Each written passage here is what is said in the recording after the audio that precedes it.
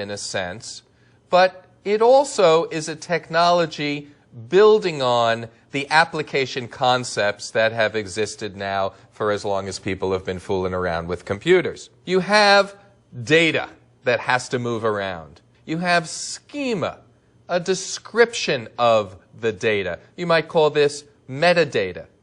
You then have services and some way of invoking those services.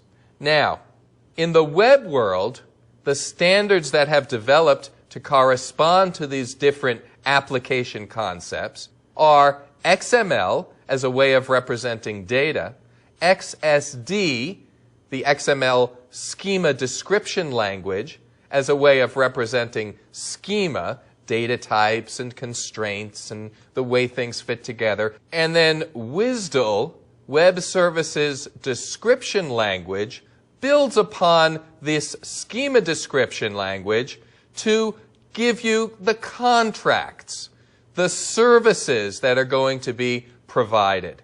As far as invocation, that's where SOAP comes in. SOAP is the XML standard used for packaging up the request for an individual service and packaging up the response that the service provider is going to send back. Now, the .NET framework builds upon these web standards that we have here, using them as the internal infrastructure for allowing you as a programmer to create objects, classes, methods, and calls to your methods.